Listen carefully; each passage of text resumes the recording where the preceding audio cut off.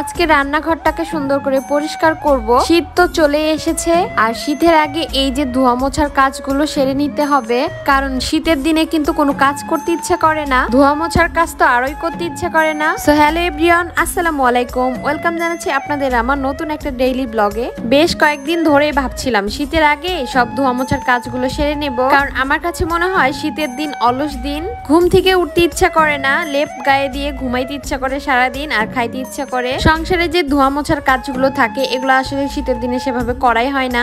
তাই তো আমি আমার ডাইনিং রুমে জানালার যে পর্দাগুলো ছিল এগুলো খুলে নিলাম, এগুলো আসলে পরিষ্কার করব। আর এদিকে অনেক ঝুল পড়ে গিয়েছিল, এই ঝুলগুলো সুন্দর করে পরিষ্কার করতেছি। শীতের দিন কিন্তু এমনি ছোট দিন, তারপরে দেখা যায় ঘুম থেকে উঠতে আমাদের অনেক বেশি লেট হয়ে যায়। তো আমি কিন্তু চেষ্টা করি শীতের আগে এই ধোয়াধুয়ির কাজগুলো সেরে নিতে। ডাইনিং এর উপরে একটা পেপার ছিল, এটাও কিন্তু আমি তুলে নিয়েছি, এটাও আমার ধুয়ে দিতে হবে। একটা সংসারী মেয়ের কত দিকে খেয়াল রাখতে হয়, শীত আসতেছে, গরম আসতেছে, সংসারের কাজগুলো কখন করলে তার ভালো হবে, কখন করলে তার মন্দ হবে, সবকিছু সে বুঝে যায়। আগে তো লেপ গায়ে দিয়ে ঘুমাইতাম, আর এখন দেখেন আমার ডাইনিং টেবিলে দেখেন মিষ্টি মিষ্টি রোদ আসতেছে, এটা কিন্তু আমার বেশ ভালো লাগতেছে।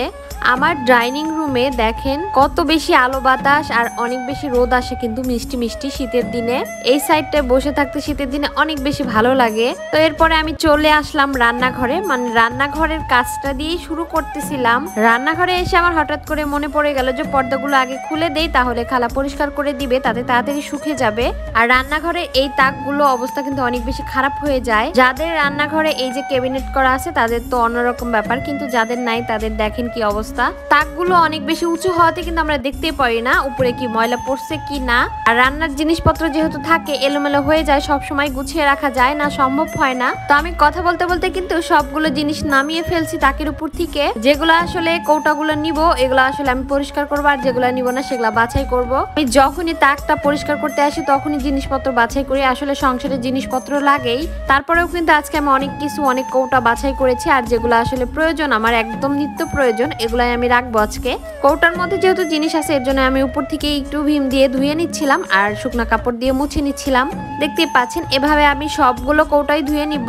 আর এদিকে আমি খালাকে বলছিলাম যে এটা একটু তাকটা পরিষ্কার করেন, দেখেন তাকের উপরে কি পরিমাণে ময়লা জমে গেছে। রান্না করার সময় অনেক বেশি তেল হয় আর এই তেলগুলো কিন্তু এখানে চলে আসে, একদম আঠালো হয়ে যায়। তো আমি এই যে প্রত্যেকটা জিনিস আবারও এখানে রেখে দিলাম। আমরা যারা বিবাহিত মেয়েরা আছি তাদের কিন্তু বেশিরভাগ সময় কাটে এই রান্নাঘরে, আর রান্নাঘরে যদি একদম পরিষ্কার পরিচ্ছন্ন না থাকে, মনের মতো না হয়, তাহলে কিন্তু ভালো লাগে না। এই জায়গায় যেহেতু কৌটা এগুলা ধোয়া হয়েছিল, এগুলা হচ্ছে ময়লা হয়ে গেছিল, ট্যাপটাও কেমন হয়ে গেছিল, জিনিসপত্র ধরতেছিলাম, তেল চিটচিটে ছিল। তো এই যে আমার রান্নাঘর কিন্তু পরিষ্কার করা হয়ে গেছে। আর রান্নাঘর যেদিন পরিষ্কার করা হয় সেদিন যে এত সুন্দর লাগে রান্নাঘর, মানে দেখতে আসলে পরিষ্কার জিনিস দেখতেই ভালো লাগে। আর ওই যে দেখতে পাচ্ছেন না তাকের নিচে যে আমি একটা বালতি পুরো করে রাখছি, ওগুলো আসলে যেগুলা প্রয়োজন ছিল না যে কৌটাগুলো ওগুলাই তুলে রাখছি। ভাড়া বাসায় থাকা হয়, আসলে ছোট্ট রান্নাঘর, আর সেভাবে কিন্তু জিনিসপত্র গুছিয়ে রাখা যায় না। তারপরে যতটুকু সম্ভব হয়েছে আমার ততটুকু রাখার চেষ্টা করি আমি।